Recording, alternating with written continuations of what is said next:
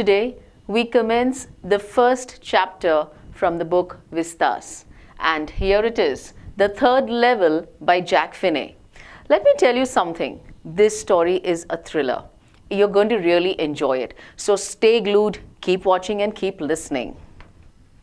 Let's begin with the author.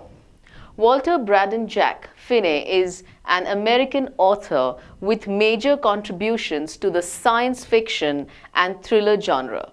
In The Third Level, he describes the harsh realities of war. Well, I already just told you it's a thriller. And then I'm telling you it's harsh realities of war. Isn't that really strange? But you shall know about it very soon. Let's talk of the summary. So, Jack Finney describes the harsh realities of war. War has irreversible consequences and it leaves people in a state of insecurity. We are all aware. The Third Level also talks about problems faced in the modern world and how people tend to escape reality by various means. Of course, when we are facing insecurities, when we are facing a lot of stress, a lot of insecurities, there are different ways people find to escape out of this.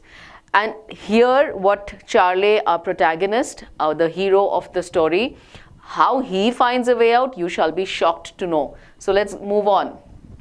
So in this story, a man named Charlie hallucinates and reaches the third level of the Grand Central Station, which in reality only has 2 levels. Well, what are we talking about?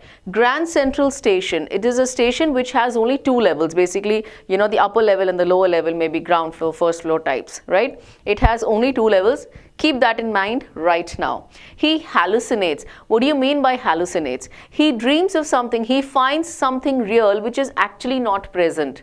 While he's awake, you know, he thinks that it is real, but it is actually not there. So that's hallucination. Right? He reaches the 3rd level. Now, it's strange. The thing had only 2 levels. How does he reach the 3rd level? Where did it come from? So let's go for it. So, talking about the characters of the story, Charlie, a commuter, he keeps traveling up and down, troubled by day-to-day problems, tries to escape reality. He's not ready to accept what's there. He's not ready to, overcome it or challenge himself. He's trying to escape reality. Louisa, his wife, worried about her husband, obviously. Sam, Charlie's friend, a psychiatrist trying to help Charlie. So now I guess you're getting a little clue when the psychiatrist has come into the picture, right? Okay, let's move on to the story. The presidents of the New York Central and the New York, New Haven and Hartford railroads will swear on a stack of timetables that there are only 2. Wow. So you see, all these are your different destinations, and each destination, a station, the presidents of each one of these stations will swear, will actually take an oath.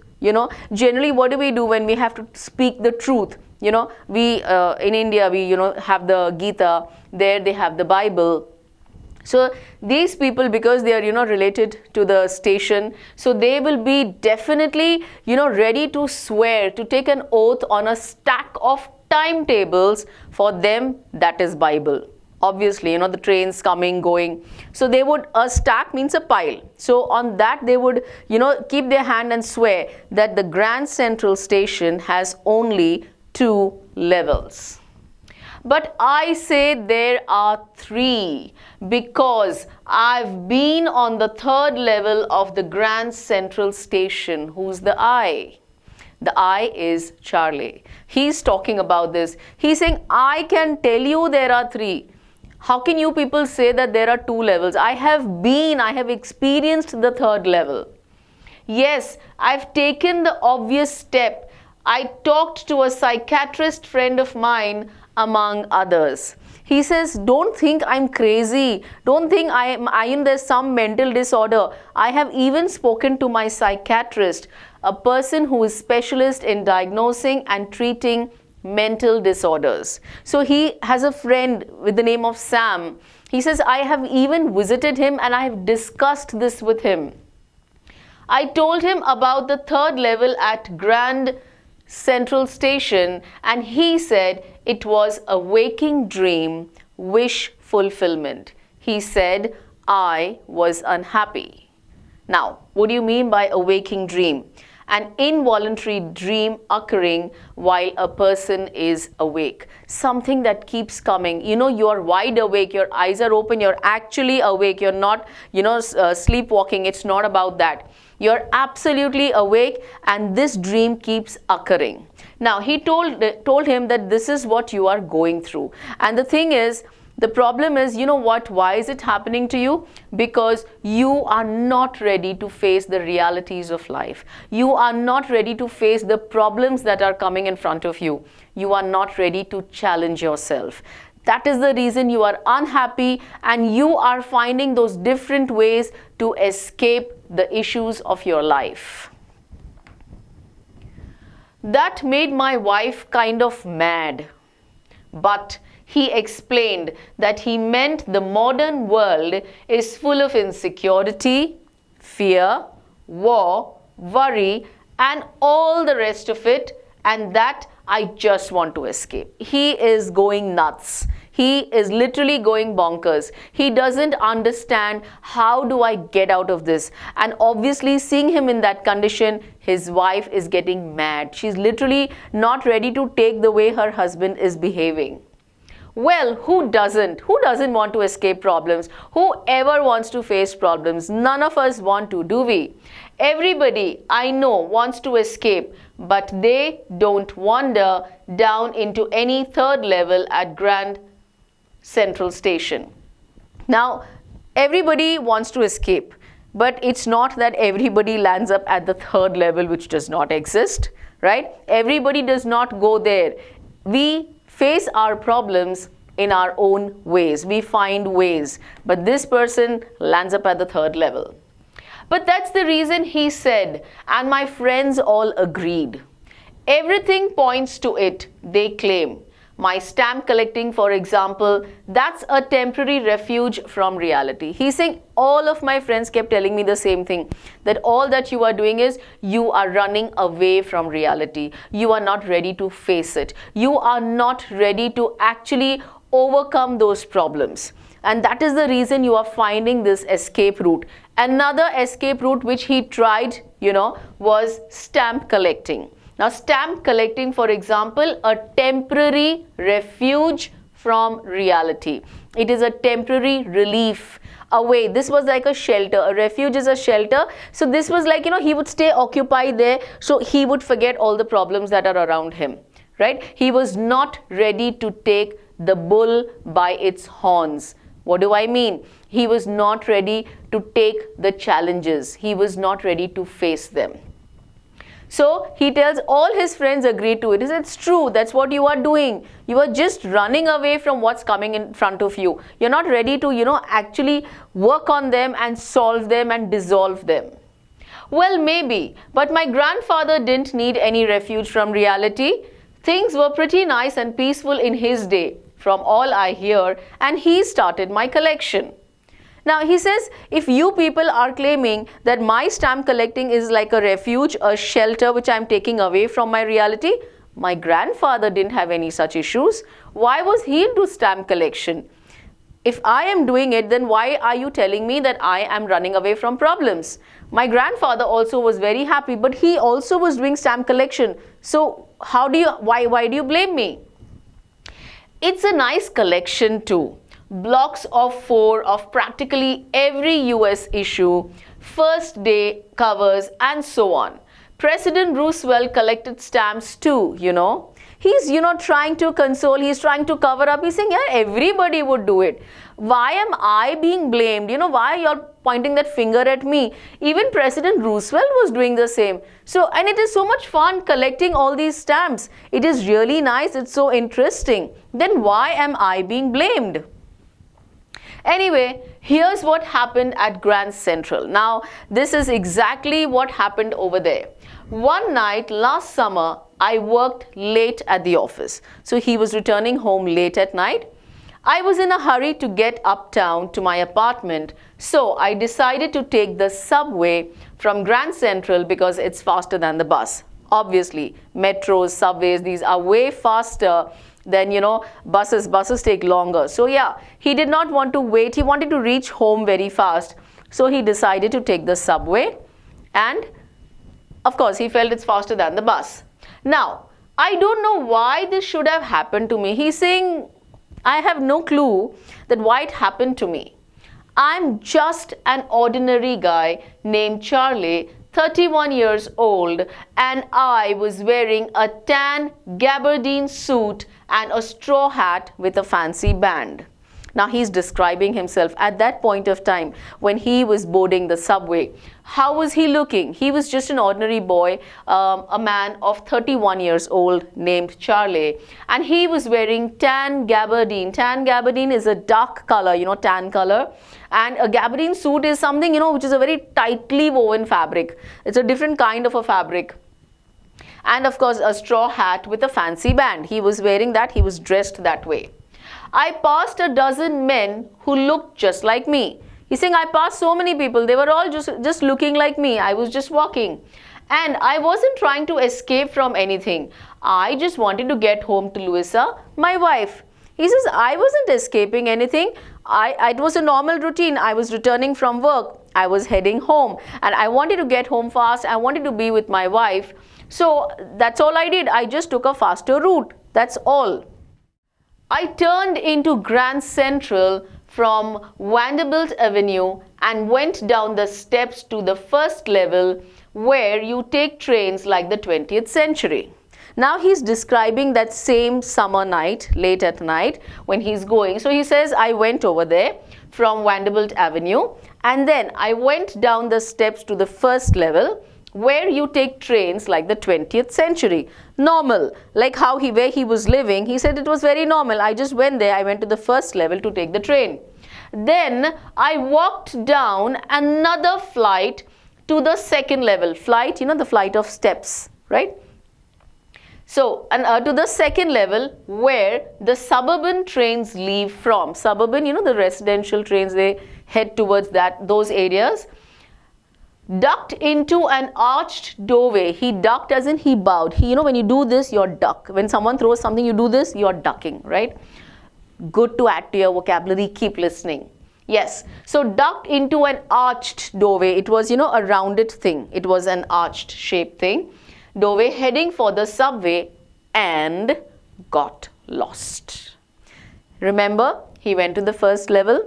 Then he went down to the second level, right, where the suburban trains were there, and then suddenly he saw some arched doorway and he just ducked and he got into it after getting to the second level. Let's move further. That's easy to do. I've been in and out of Grand Central hundreds of times. He was a commuter. He kept going. He was using the subways very frequently. But I'm always bumping into new doorways and stairs and corridors. He says, I must have been there hundreds of times, but I don't know why. Every time I go there, I just run into something strange. I run into new doorways, sometimes new corridors, sometimes new staircase. I don't know why, but I come across them. That's it. I'm naturally going and I come across them. Once I got into a tunnel about a mile long and came out in the lobby of the Roosevelt Hotel. Another time, I came up in an office building on 46th Street, 3 blocks away. What is he trying to tell you? He's saying when I get into that station, when I get into the station and suddenly I don't know where I lose my ways. Once he landed up over here into the tunnel and when he came out of the tunnel, he was in a Roosevelt Hotel.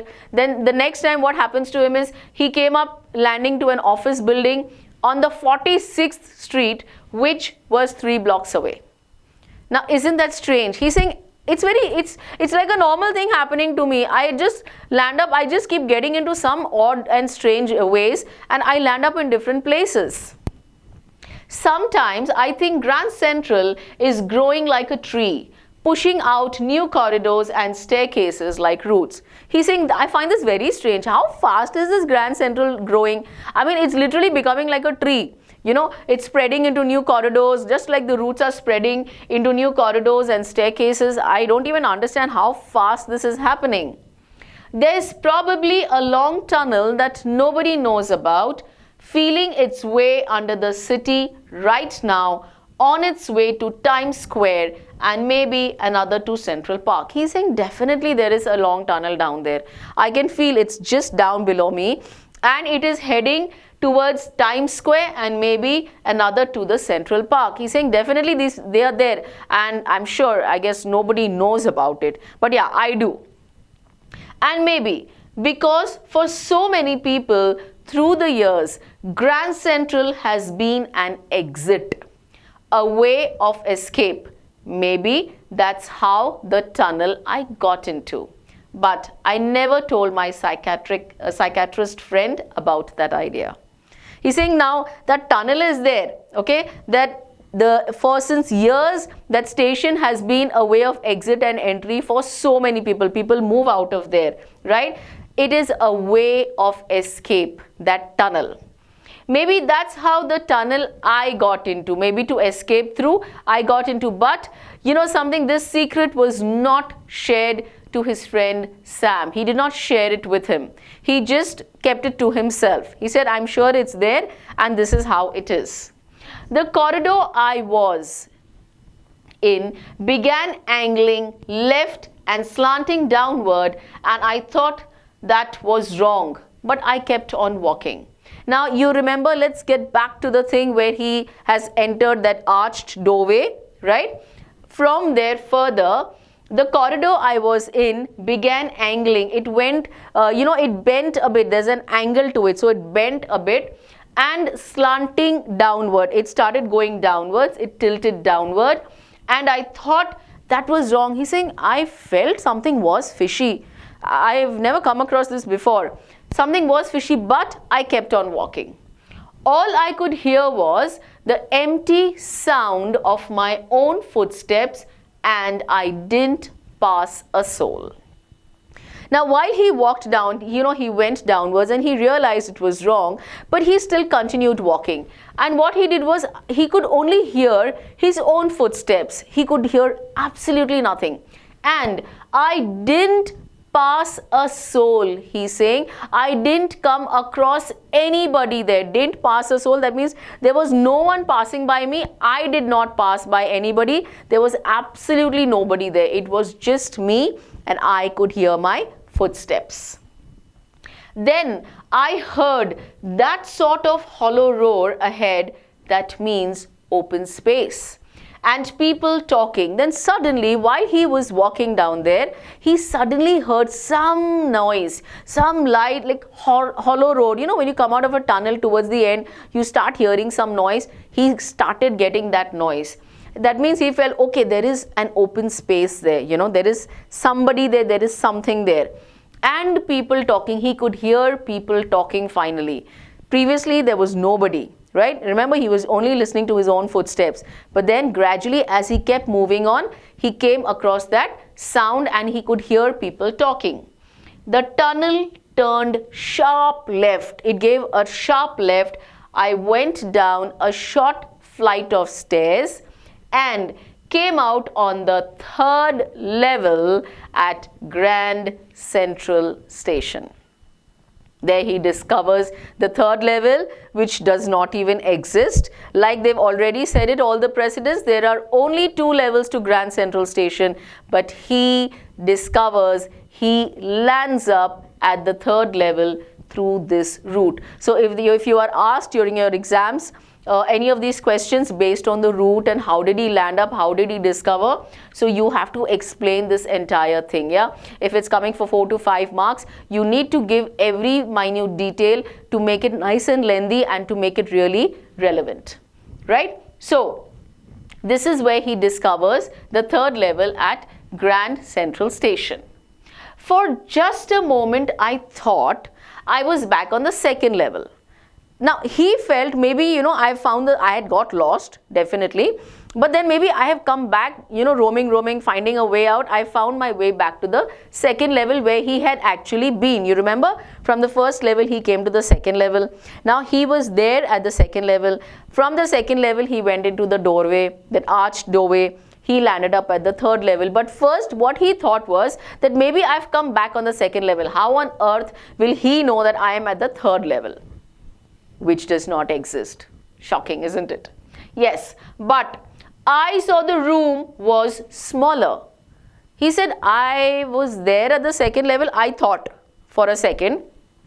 But then when I looked around, I saw the room was smaller. There were fewer ticket windows. On the second level, there are many ticket windows, but somehow there were fewer.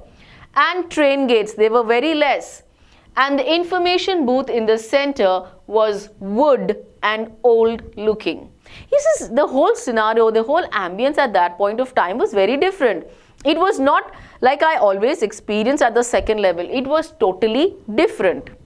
So he even found the information booth, which you generally, you go for information. It was right there in the center, but it was of wood and it was old looking. You know the latest ones, how they are.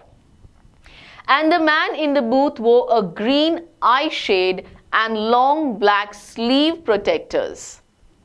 Now that was a little, funny dressing sense.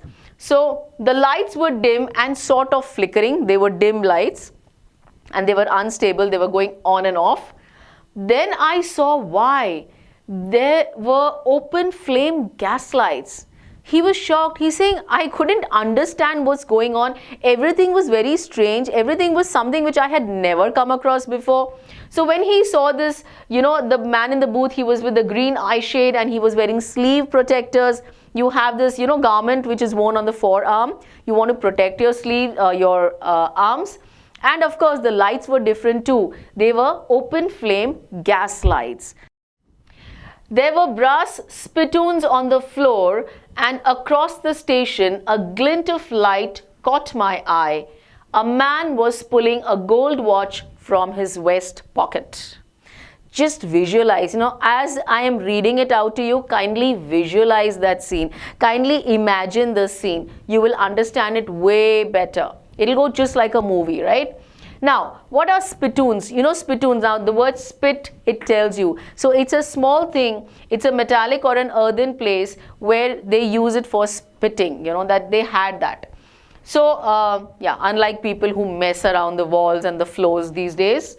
So, they were brass spittoons, right? And across the station, he sees a glint of light, a flash of light that caught his eye. What was that? What was that, thing that caught his eye? A man was pulling a gold watch from his vest pocket. Now, what does that really remind you? In the olden days, they used to have the watch in their pockets. Vest, as in, you had the sleeveless garment that they would wear, and he was removing it from that pocket. He snapped open the cover, glanced at his watch and frowned. You used to open this. You open it like that. He looked at it and he just frowned. He did that.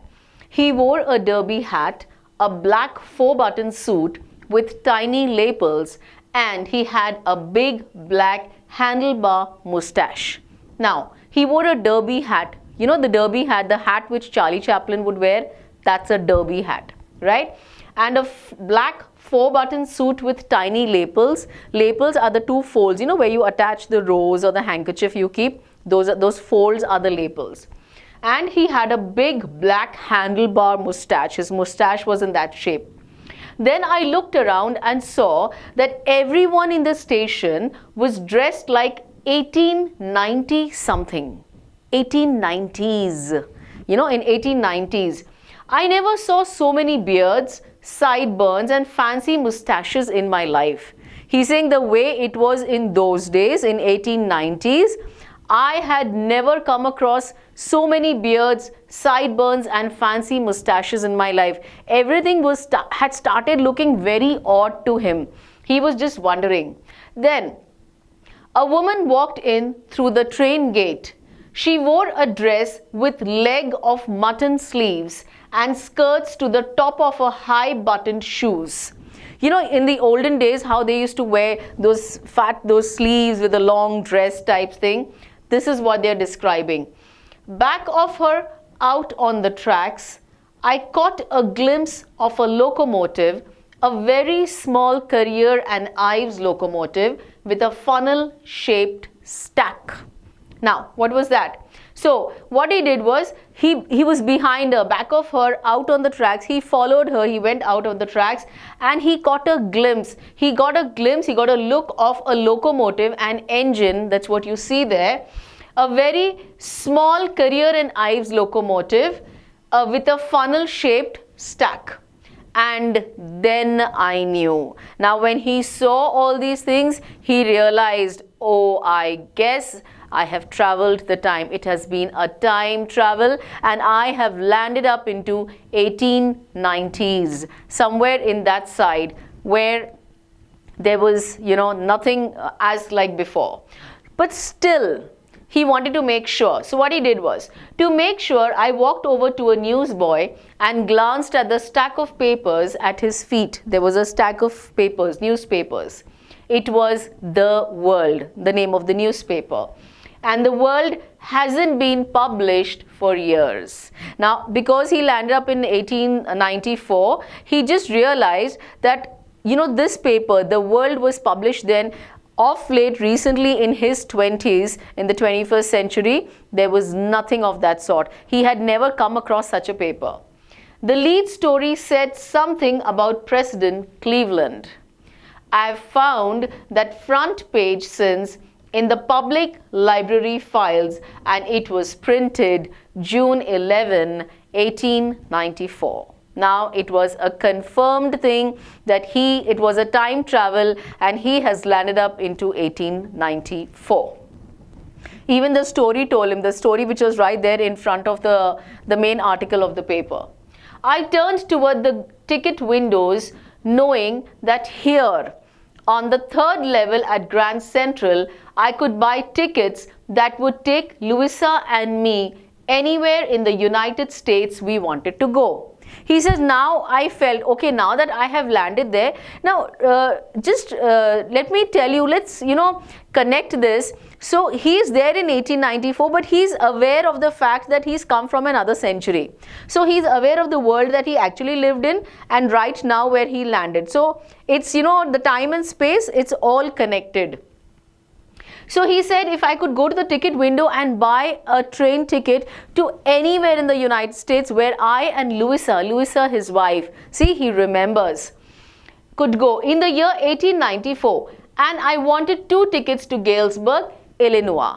Now here he wanted to go to Galesburg, and he says, okay, now I better take those 2 tickets for Louisa and me, and we both shall go to Galesburg, Illinois. Have you ever been there? It's a wonderful town still, with big old frame houses, huge lawns, tremendous trees whose branches meet overhead and roof the streets. It's a beautiful description, a wonderful description where he is describing this town. He says, have you ever been there? They are lovely old frame houses, and the trees, they are beautiful. They all meet, they are tremendous trees, and all the branches meet on top, and it's like, you know, they are roofing the streets. And in 1894, summer evenings were twice as long. Twice as long, what do you mean? People sat out on their lawns, the men smoking cigars and talking quietly, the women waving palm leaf fans with the fireflies all around in a peaceful world. Now, this beautiful picture, this very peaceful picture which was there at that point of time, 1894, remember by then they had not experienced a single world war.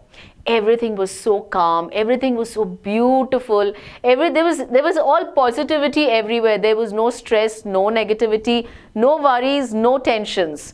Everything was peaceful. To be back there with the First World War still 20 years off, and World War II over 40 years in the future, I wanted 2 tickets for that.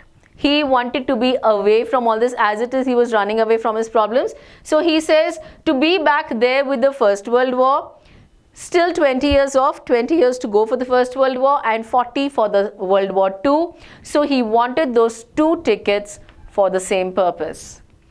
The clerk figured the fare. The clerk, as in the people, the administrator who wanted to, issue the tickets, and he figured, that means he found out what was the fare to it, right? He calculated. He glanced at my fancy hatband, but he figured the fare. He looked at me a little strangely, because obviously now he was not dressed as per the 1894, right? He was the latest one. And still that administrator, he anyways calculated how much the fare would be, and I had enough for 2 coach tickets. The money that he had ticket was for the upper class. So he had enough money, one way. But when I counted out the money and looked up, the clerk was staring at me. Very obvious, isn't it? Why would the clerk stare at him? Could you just think of it? Obviously, the currency. He did not have the currency then. The currency was different. So obviously, he would look at him. What are you giving me? This is not the money. He nodded at the bills. He looked at the notes and he's like, no, that ain't money, mister. Now, for him, obviously, he does not know what a dollar bill is. Then the currency was different. And if you are trying to skin me, if you're trying to cheat me, you won't get very far. And he glanced at the cash drawer beside him. He says, what do you think? You're trying to cheat me? If you're trying to do it, I'm telling you, it won't work for you. So don't even try it. Of course, the money was old style bills, half again as big as the money we use nowadays, and different looking. They were totally different. I turned away and got out fast. He says, before I get into any trouble, he just moved away from there. There's nothing nice about jail even in 1894. He says, no ways. I don't want to get locked in the jail or in the prison. And even in those days, the experience will be the same only. The prison is a prison. So he says, I'd rather get out of that place. And that was that. I left the same way I came, I suppose. Now, he didn't even know, right, how he had landed up there. So he somehow felt he's going back the same way.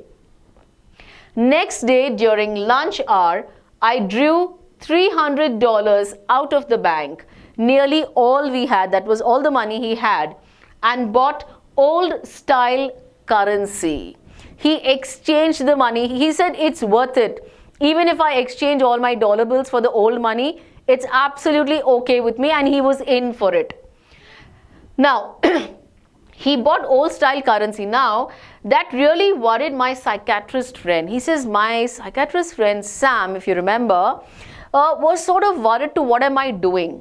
You can buy old money at almost any coin dealers, but you have to pay a premium. Now, when you're buying something old, like when you go to the museum, you see that stuff, they are way more expensive, right? So here also he had to pay a premium. My $300 bought less than $200 in old style bills, but I didn't care. I just didn't mind it. Eggs were 13 cents a dozen in 1894. He said those days, even this 200 would be way more enough, because 13 cents I would get a dozen eggs. So I could live a real lavish life even if I had only 200 of the old style bills. But I've never again found the corridor that leads to the 3rd level at Grand Central Station, although I've tried often enough. Now you remember, here he had come back. He came back, suppose he came back the same way. He goes back home.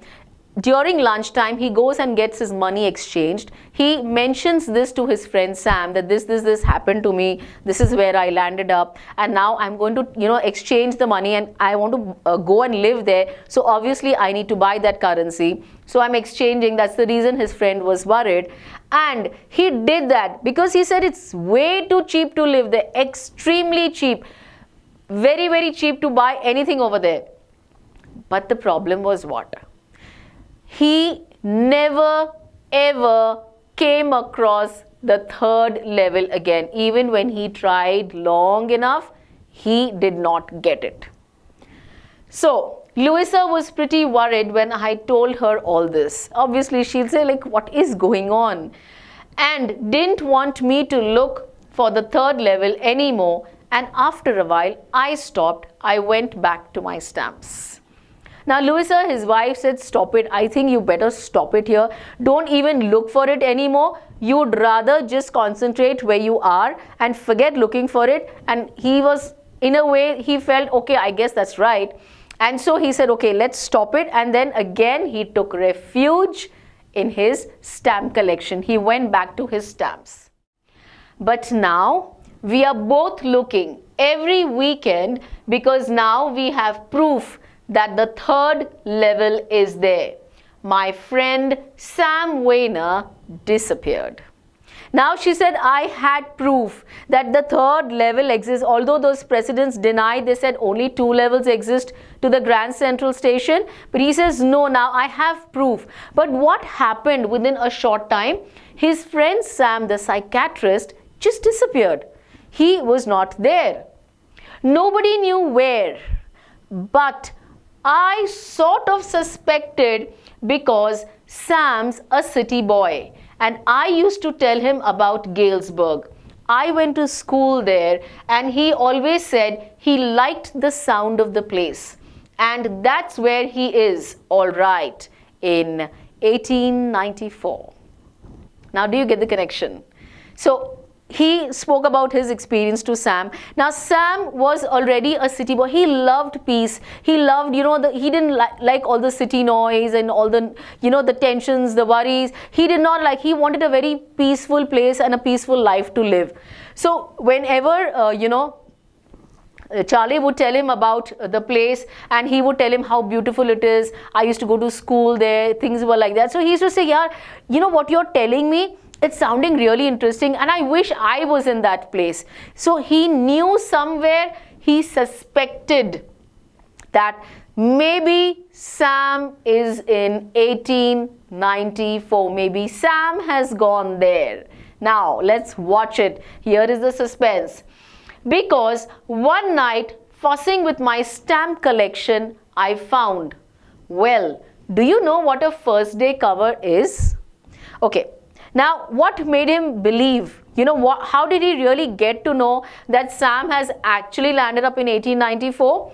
One fine day, he was going through his stamp collection. He was fussing. He was just going through them, just without any purpose. He was just going through it.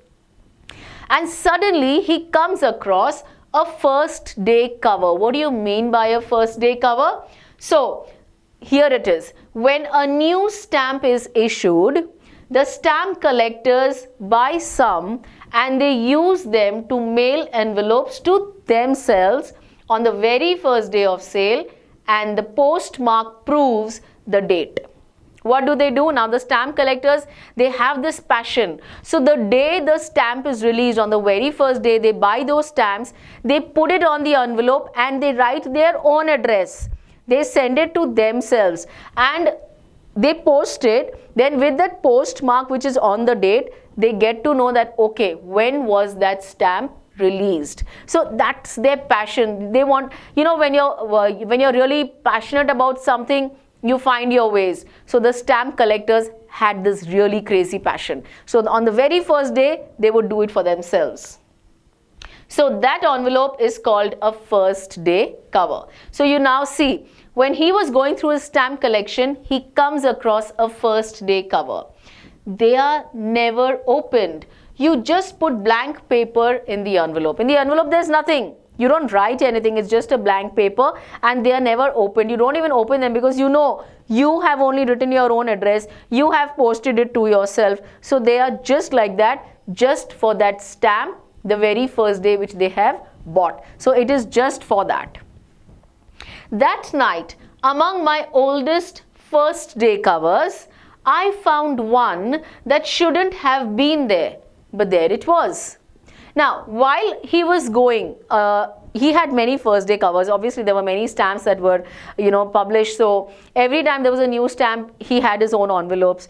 But one fine day, he found one that shouldn't have been there.